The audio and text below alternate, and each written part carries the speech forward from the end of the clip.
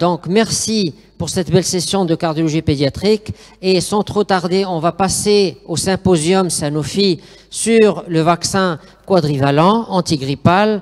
Et nous avons le plaisir et l'honneur d'avoir avec nous Madame le professeur Hasna Jabri. Madame le professeur Hasna, Madame le professeur Jabri est professeur de pneumologie à Casablanca, au CHU de Casablanca.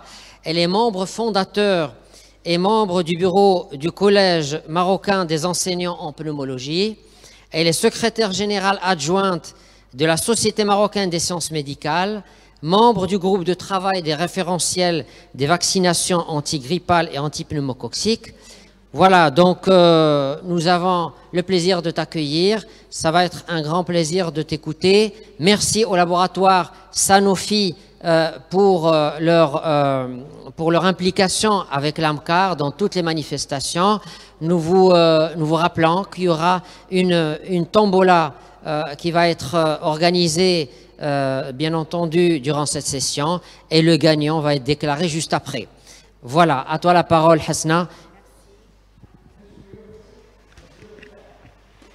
Merci, Monsieur le Président. Donc, j'ai le plaisir aujourd'hui d'être parmi vous ce soir, parmi mes chers maîtres, mes chers consoeurs, confrères et mes amis cardiologues. Donc, je tiens tout d'abord à remercier aussi le laboratoire Sanofi de m'avoir invité à animer ce symposium sur l'importance de la vaccination antigrippale par le vaccin quadrivalent chez les populations à risque. Donc, je tiens à introduire, pour vous rappeler tous, que la grippe est une infection virale aiguë, très contagieuse, dont l'agent causal s'appelle le myxovirus influenzé. Alors, il s'agit d'un véritable problème de santé publique vu donc le fardeau économique et la morbimortalité qu'elle génère cette maladie.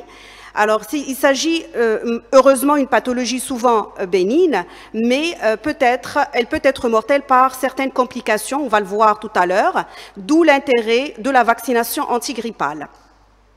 Donc, une note épidémiologique concernant cette infection virale grippale, pour dire que la grippe saisonnière intéresse en général les 5 à 20% de la population mondiale, soit 340 millions à 1 milliard de la population au niveau mondial, et dans les 3 à 5 millions de cas graves de grippe sont notés à l'échelle mondiale et annuellement, et elle est à l'origine de 290 000 à 650 000 cas de décès annuellement. Donc, c'est un chiffre qui n'est pas négligeable.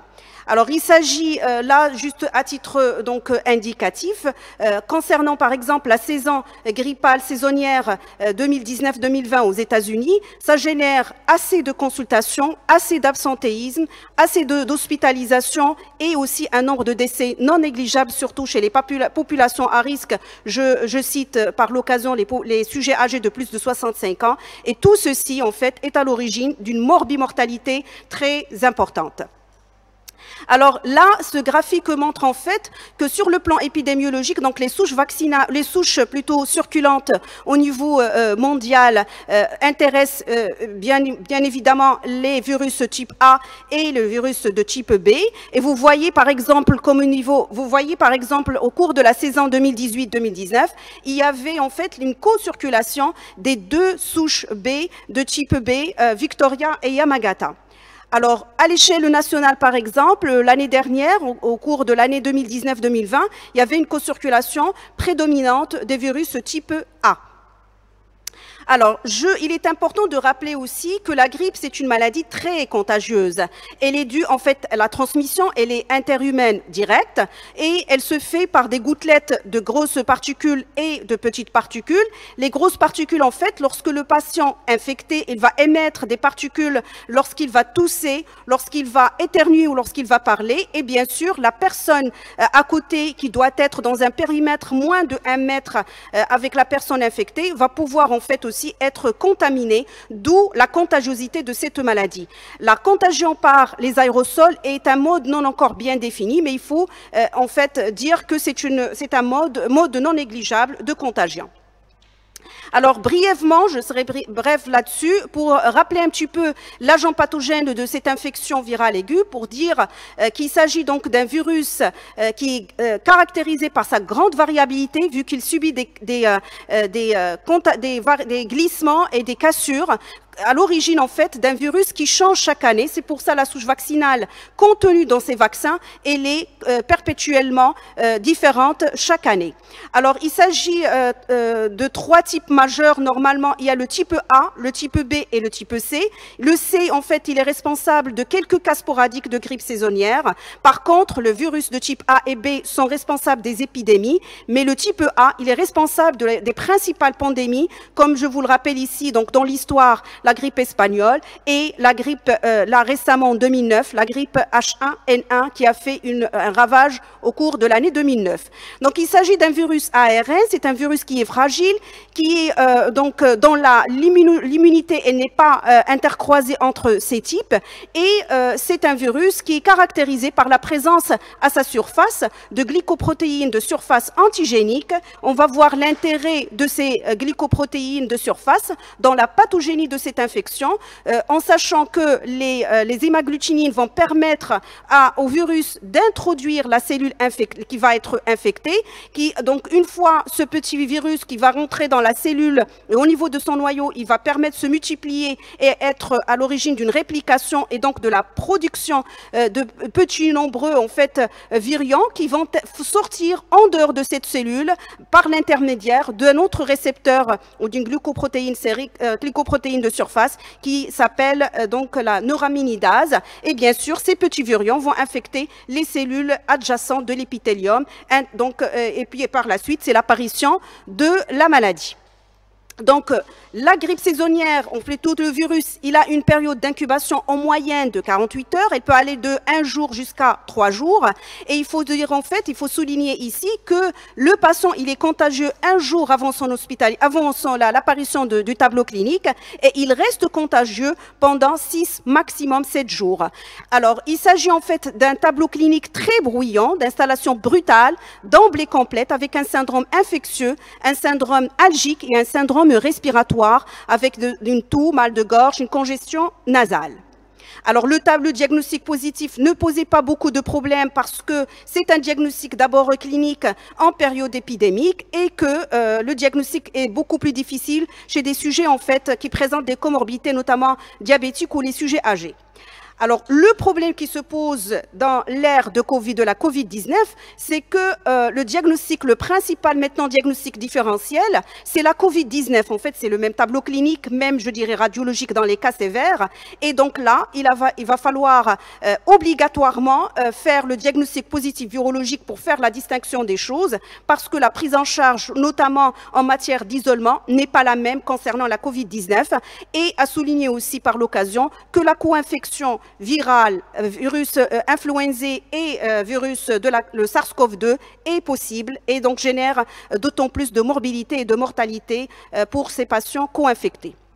Alors, d'autres diagnostics différentiels à évoquer, mais c'est en général des syndromes beaucoup plus bénins et je dirais simples, tels que dus aux autres virus qui peuvent aussi co-circuler, tels que les rhinovirus, les coronavirus, l'adénovirus, le virus respiratoire syncytial.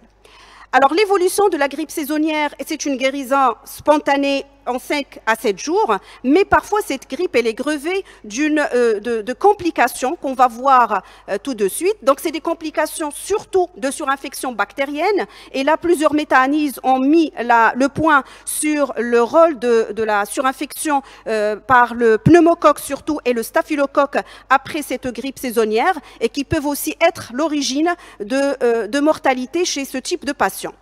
Alors, d'autres complications aussi sont à citer, telles que la pneumonie propre au virus influenzé. C'est ce qu'on appelle jadis la grippe maligne et qui est responsable d'un syndrome de détresse respiratoire. Elle est responsable d'une mortalité qui peut aller jusqu'à 30%. Les autres complications à citer, notamment cardiaques, surtout le syndrome coronarien aigu, ici je le cite, d'autres complications d'ordre neurologique ou pleural et aussi à ne pas puisque aujourd'hui notre conférence se base sur les populations à risque, en fait l'infection génère l'aggravation de la pathologie préexistante, notamment diabétique, cardiaque ou autre. Alors le traitement, il faut que vous sachiez que le traitement est un traitement de confort, c'est un traitement symptomatique, il n'y a pas vraiment de traitement spécifique. Donc c'est des médicaments de confort et un traitement symptomatique à base d'antalgiques, d'antipyrétiques ou de vitaminothérapie. Les antibiotiques n'ont pas vraiment de place parce qu'ils ne ciblent pas le virus, mais ils sont indiqués en cas de complications avérées ou suspectées. Et enfin, les antiviraux qui peuvent être des cibles, qui ciblent en fait le virus, mais il y a beaucoup plus pour l'oseltamivir, mais leur place aussi est à discuter vu qu'ils doivent être prescrits dans un délai bien défini et pour certaines indications bien définies aussi. Leur rendement n'est pas si important. D'où l'intérêt en fait de la prévention. Et là, je vous apporte pas grand-chose. La prévention, comme vous le savez tous, avec cette pandémie de Covid-19, donc la prévention se base sur des mesures de barrière, notamment les mesures générales, notamment la distanciation sociale, le port de masque, le lavage, l'isolement du patient, l'arrêt du travail. Tout ceci, c'est des éléments qui vont permettre de prévenir et de réduire le contage. Et à dire aussi que par exemple, dans la grippe saisonnière qui vient de passer pour l'hémisphère sud, il faut dire que ces mesures barrières ont permis de réduire significativement le nombre de cas de grippe saisonnière pour cette année. On va voir ce qui se passera dans l'hémisphère nord cette année-là. Alors, le deuxième, bien sûr, la prévention se base aussi sur une vaccination antigrippale qui est à base d'un vaccin inactivé qui est déterminé chaque année à partir d'un réseau de surveillance mondiale se basant sur la souche la plus prédominante au cours de la saison précédente. Elle comporte deux sous-types de virus A, H1N1 et H2N3 qui sont les plus pourvoyeurs de cas graves et les deux sous-types de B, c'est donc la nouveauté cette année, la Victoria et le Yamagata. À vrai dire, c'est une recommandation d'introduire le quadrivalent par l'OMS depuis l'année 2012-2013 et que c'est au fur et à mesure que les pays dans le monde se sont procurés ce virus quadrivalent. Alors, le vaccin se présente sous forme d'une aiguille attachée en seringue pré-remplie, facile à utiliser en sous-cutané ou en intramusculaire. Et la nouveauté, comme je viens de le dire au Maroc, c'est qu'on a acquéri cette année le vaccin quadrivalent. Donc, c'est le même mode de production que le vaccin trivalent qu'on avait l'habitude d'utiliser, avec une immunogénicité équivalente et une efficacité qui est attendue similaire contre les souches ciblées par le vaccin. Et le profil de tolérance, il est bien sûr comparable à celui du trivalent. Donc la seule contre-indication avérée à ce jour, c'est l'allergie à l'œuf. Et il faut dire que la vaccination, le temps de vaccination en fait, c'est une injection annuelle qui s'étend entre octobre à novembre et qui peut être poursuivie jusqu'en décembre et même, comme ça s'est arrivé ces dernières années, jusqu'à mars en fonction de la durée de la saison grippale qui découle dans l'année. Donc l'objectif en fait de la vaccination antigrippale, c'est de protéger l'individu, donc une efficacité attendue de 70% pour les moins de 60 ans, une réduction de la morbidité des hospitalisations et bien sûr une réduction du coût de la santé, réduction de la mortalité et sur le plan collectif, diminuer la transmission, diminuer l'absentéisme et l'impact sur la productivité. Alors la tolérance, elle est bonne. En général, on note quelques petites réactions locales mineures à type de rougeur, de petits fébrucules, mais rien de, je dirais, de grave. Et l'efficacité, ça, je souligne ça parce qu'en fait, le vaccin n'est, je dirais, efficace qu'à partir de J15 après son utilisation. Donc entre J1 et J15 de la vaccination, le patient n'est pas couvert du tout de du virus de influenza de l'année. Alors l'efficacité, il faut dire que chez les adultes en bonne santé, alors le vaccin antigrippal peut éviter jusqu'à 70% des pathologies spécifiques à la grippe. Il peut réduire chez les personnes âgées jusqu'à 60% de la gravité de la maladie et les complications liées à cette maladie, à cette grippe. Et chez l'adulte immunocompétent, il permet de réduire le nombre de cas de grippe de 72%. Arrivons maintenant aux recommandations. Là, je ne vais pas vous apporter grand-chose puisque vous connaissez que les recommandations de l'OMS donc recommandent pour toute en fait la femme enceinte, les patients de plus de 6 mois et qui sont porteurs de maladies chroniques, que ce soit cardiaques, respiratoires, métaboliques ou autres, les personnes âgées, les patients, les personnels de santé. La nouveauté de la vaccination antigrippale pendant la pandémie Covid-19, c'est qu'ils ont priorisé les groupes à risque. Alors, cette année, les groupes à risque les plus prioritaires, c'est le personnel de santé, pour les préserver, pour éviter le plus d'engorgement du système de santé et aussi pour éviter donc la transmission pour les patients dont on prend soin. Les adultes aussi de plus de 65 ans, c'est une priorité puisque c'est des adultes qui peuvent être aussi atteints de la Covid, donc plus susceptibles à faire la Covid-19. Et ils ont aussi incriminé cette année les adultes de plus de 50 ans parce que c'est des sujets qui sont donc à risque plus élevé aussi de la Covid-19 dans les séries qui ont été publiées. Alors, les groupes de risque supplémentaires, mais sans ordre particulier, il y a toujours la femme enceinte, il y a les personnes souffrant de pathologies sous-jacentes, donc chroniques, et les enfants aussi restent une priorité, en particulier ceux âgés de 6 mois à 2 ans. Alors, arrivons maintenant à l'impact de la grippe et sa prévention sur les populations à risque, pour dire que là, en se basant sur les données de la CDC, donc américaine, alors ça montre que les patients avec maladie cardiovasculaire représentent vers les 46% de patients qui ont eu des grippes nécessitant une hospitalisation au moins en unité de soins intensifs, sinon en réanimation. Donc, c'est un chiffre qui est quand même important. Alors, concernant donc ces patients qui ont des pathologies cardiovasculaires et le lien entre le cœur et la grippe, alors là, la complication la plus significativement, je dirais, valable sur le plan clinique, c'est la survenue du syndrome coronarien aigu. Alors, plusieurs séries se sont intéressées à cet événement et ont décrit, là je projette devant vos yeux, 2 types de séries qui ont été publiées pour l'Angleterre et le Hong Kong et qui montrent en fait qu'il y a un lien entre la survenue du syndrome coronarien aigu et la survenue de l'infection par la grippe saisonnière, c'est-à-dire par le virus influenzé, avec une périodicité avec la survenue de cette grippe hivernale épidémique.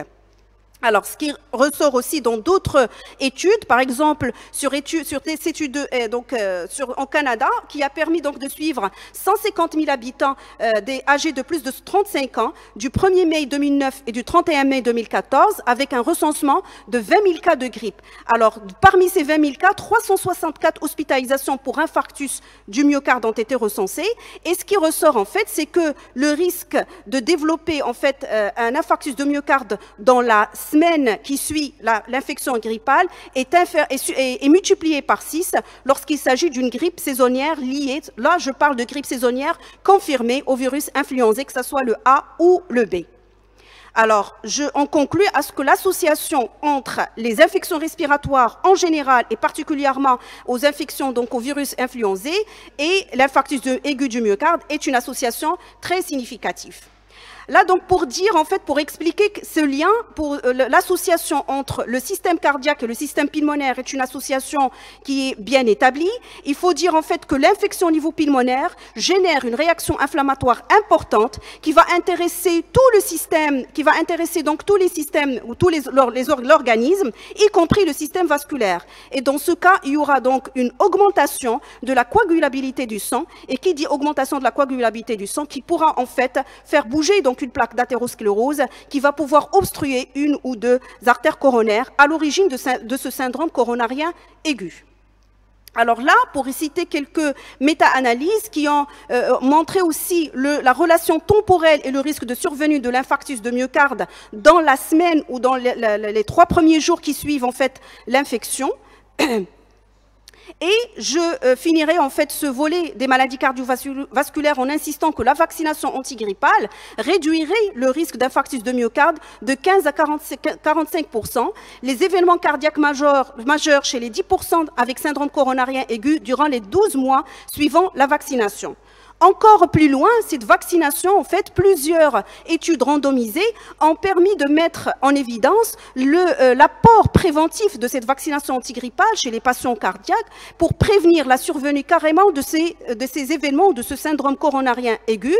Encore une fois, en plus de la prévention de l'infection elle-même et de risques thrombotiques, elle va pouvoir interagir avec le système immunitaire, avec les anticorps que génère cette vaccination pour stabiliser, favoriser la stabilisation des plaques d'athérosclérose.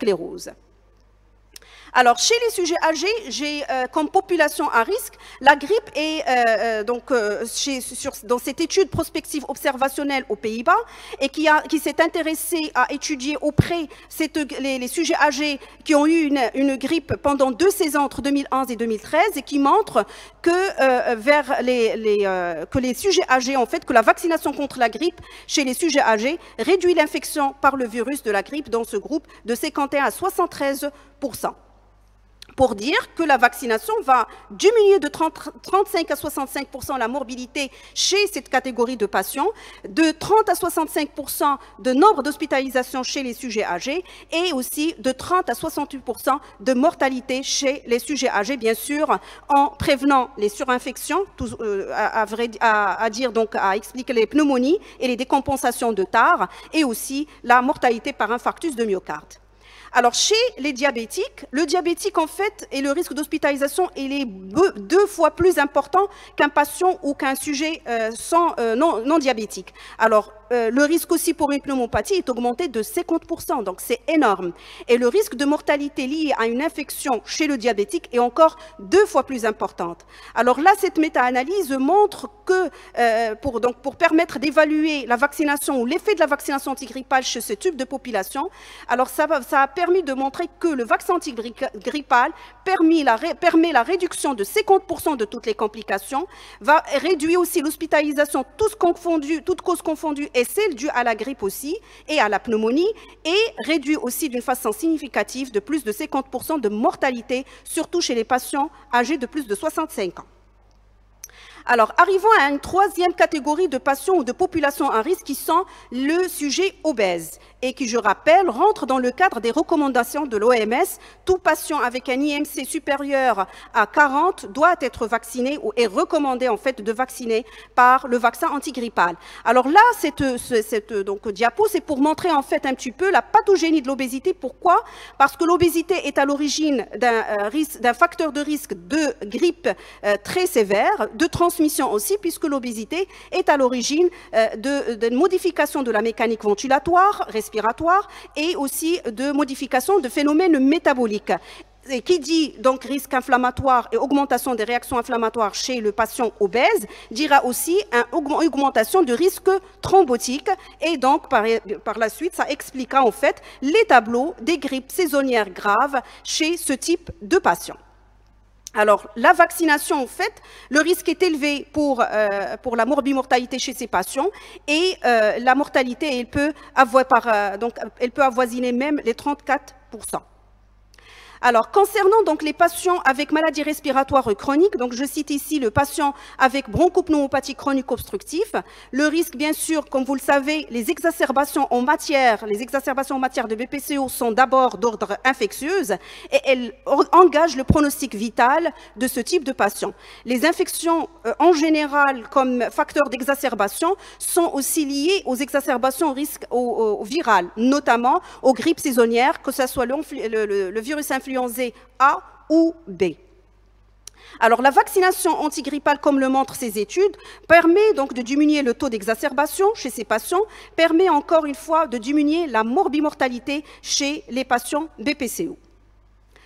Alors, avant de finir, donc je voulais en fait, puisque c'était une priorité dans les recommandations de l'OMS cette année, vu donc la pandémie de la Covid-19, de mettre un petit trait sur le personnel de la santé qui doit être normalement vacciné, parce qu'en fait, d'après la littérature et ce que j'ai constaté en fait, c'est que la vaccination du personnel de santé reste avec un faible taux, je dirais même pas au Maroc, mais à l'échelle internationale. Là, je cite une étude qui est prospective et qui ont mis mis le point sur les raisons pour lesquelles les personnels de santé ne veulent pas se vacciner contre la grippe. Donc, il y a beaucoup de raisons qu'on peut discuter après dans la discussion. Le manque de temps, les doutes quant à la sécurité de ce vaccin, la peur d'avoir la grippe suite à la vaccination et les doutes sur l'efficacité du vaccin.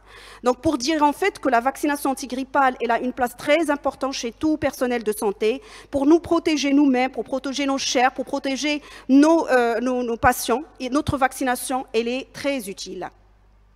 Et là, je finirai sur une note en fait sur les recommandations nationales dont je fais en fait membre du groupe des experts scientifiques quant à les recommandations nationales pour la grippe antigrippale. Et c'est des recommandations qui viennent de sortir et qui ont été donc faites sous l'égide de la Société marocaine des sciences médicales, avec donc dans le cadre de la convention avec le ministère de la Santé et l'ANAM. Et donc, ça regroupe en fait à peu près, c'est les mêmes recommandations que ceux qui ont été dictés par l'OMS en matière de la vaccination antigrippale. Je dirais un petit mot aussi quant à la vaccination antigrippale au cours de la pandémie Covid-19. Tout simplement, l'absence en fait, à l'heure actuelle, l'absence d'un vaccin anti-SARS-CoV-2 ne doit pas faire oublier qu'il existe déjà un vaccin contre la grippe, certes inefficace contre la Covid-19, mais qui est essentiel pour protéger la population contre une épidémie de grippe saisonnière sévère, d'où la recommandation d'une augmentation de la couverture vaccinale à l'échelle donc mondiale contre la grippe dans cet automne, dans l'hémisphère nord, automne 2020-2021. Alors, je finis en disant que la grippe est une maladie épidémique et hivernale, qu'elle a un impact socio-économique majeur par la morbimortalité importante qu'elle génère, surtout lorsqu'elle survient sur des terrains d'immunodépression, et tout l'intérêt de la vaccination antigrippale, lutter aussi, surtout, contre l'hésitance à la vaccination au sein de la population de nos confrères et consoeurs, donc médecins, et aussi au sein de la population générale. Et je dirais qu'il faut préserver les cœurs de nos patients cardiaques en se vaccinant contre la grippe. Je vous remercie. Merci beaucoup Hasna pour cet excellent exposé, très simple, très pratique, qui a fait passer énormément de messages. Moi personnellement, j'ai appris énormément de choses avec toi. Et voilà, donc normalement, il ne nous reste pas beaucoup de temps pour les questions, mais on va quand même te poser une ou deux questions, d'accord, qui sont un petit peu brûlantes, parce que tu l'as dit, les gens hésitent un petit peu. Hein. Et nous, on est confrontés à la population, les gens, les patients cardiaques qui nous appellent. Est-ce que ce vaccin, il est sûr? Est-ce que ce vaccin est efficace? Est-ce que je peux le faire? Qu'est-ce que tu réponds à ces gens qui ont encore peur de ce vaccin quadrivalent? D'accord. Donc en fait, la vaccination antigrippale en général et quadrivalente, en fait, c'était une coïncidence cette année parce que j'ai eu beaucoup d'appels téléphoniques par rapport à ça. Est-ce que c'est une coïncidence avec la Covid-19? Non. En fait, c'était une recommandation de l'OMS depuis 2012. Et donc, petit à petit, en fait, la production commençait à faire de moins en moins de trivalents jusqu'à ce que, à cette année-là, 2020-2021, on a le quadrivalent. Alors, je dirais aussi que c'est un vaccin qui date de plusieurs années. C'est un vaccin qui a fait ses preuves. C'est un vaccin très sûr. Certes, la réponse en fait à la vaccination antigrippale a elle doit répondre à des conditions. La première chose, il faut que les souches vaccinales qui sont contenues dans le vaccin antigrippal doivent concorder avec les souches vaccinales qui circulent au cours de la saison hivernale. Donc là, on n'est pas sûr à 100%, pour qu'on soit clair là-dessus. Il va falloir faire des études épidémiologiques. Exactement. Sur le terrain. Donc justement, en fait, à l'échelle internationale, ils essayent de chercher en fait la souche la plus proche qui est prédominante dans l'hiver précédent pour pouvoir produire un vaccin le plus proche pour qu'il en fait aussi, je dirais, couvrira la prochaine saison. Deuxième chose, par rapport à sa sûreté, il est sûr, donc on note pas vraiment d'effets secondaires majeurs. C'est des effets notamment mineurs à type de fièvre, fébrucule, et de rougeur localisée, une petite douleur au niveau de l'injection. Donc ça n'interagit avec aucune, je l'ai bien cité, la contre-indication majeure et seule, c'est l'allergie à l'œuf. Donc elle est rare en général, mais sinon, ou à une réaction majeure à un autre vaccin quel qu'il soit. Donc là, il faut qu'on soit prudent, je dirais. Mais ce n'est pas des réactions vraiment majeures qu'on en voit tous les jours. Sujet de plus de 80 ans, sujet de cardiaque. Donc, il n'y a pas de contre-indication, si j'ai bien compris. Merci. Alors, une dernière petite question, et si tu peux, une réponse rapide. On voit qu'il y a une similitude entre le vaccin de la grippe, entre le virus de la grippe et celui de la Covid-19. Qu'est-ce que tu peux nous dire? Quels sont les points communs entre les deux et les points qui divergent entre les deux? Quant à la vaccination, la question. Quant à la pathologie, quant au tableau clinique et complications, et aussi quant à la vaccination. La vaccination, je sais que ça n'intéresse pas la Covid-19. Exactement. Alors, c'est une question très pertinente, Stade Shraibi. Je vous en remercie parce qu'en fait, à l'heure actuelle, vraiment, en tant que pneumologue, on est dans un embarras par rapport au tout syndrome grippal qui arrive maintenant, en fait. Est-ce qu'il s'agit d'une grippe saisonnière? Est-ce qu'il s'agit de la Covid-19? Alors, pour toute honnêteté, en fait, j'avais fait une petite recherche bibliographique là-dessus. Donc, la similitude sur le plan clinique, elle est pratiquement la même. Alors, les deux signes que je peux citer, mais qui peuvent être, alors c'est pas discriminatif du tout sur le plan clinique, c'est la présence de l'anosmie et de la gueusie, mais c'est pas des signes spécifiques, je le signale. Parce que même dans une grippe saisonnière, c'est noté, mais je dirais moins fréquent et moins rapporté dans la littérature. Alors ça d'ailleurs sur l'état clinique, même les signes digestifs, ils sont présents dans la Covid et dans la grippe saisonnière. Deuxième point, sur le plan radiologique même, parce que là, on s'amuse à faire beaucoup de scanners dans la Covid-19, on s'amusait pas à faire la même chose pour la grippe saisonnière. Mais il y a eu beaucoup de cas de littérature, même au niveau de service de l'hôpital 20 août, là où je travaille, il y a eu des cas où on a diagnostiqué par le multiplex, en fait, par la PCR, des cas documentés cliniquement et radiologiquement similaires à la grippe saisonnière et qui sont Covid, ou similaires à la Covid et qui sont des grippes saisonnières ou d'autres virus. J'ai cité l'adénovirus, le rhinovirus et j'en passe. Alors, autre chose par rapport à la simulation, donc le tableau radiologique n'a aucun signe je dirais, de signe discriminatif entre les deux tableaux. Alors, autre chose importante, alors je dirais, lorsque vous êtes dans votre cabinet, vous avez devant un malade qui a un syndrome grippal, alors il va falloir faire quand même le diagnostic positif virologique pour faire la part des choses. Parce qu'une grippe saisonnière, on va l'isoler 7 jours, avec tout l'impact d'une grippe saisonnière, entre guillemets, et un Covid, c'est autre chose, c'est une autre logistique, c'est 14 jours d'isolement, c'est les sujets contacts, c'est encore l'aura. Alors je vais citer juste pour le diagnostic virologique, on aura, je dirais, incessamment un diagnostic, plutôt un test qu'on peut pratiquer dans les cabinets, qui est rapide, qu'on pourra mettre donc la part des choses rapidement et prendre en charge correctement nos malades.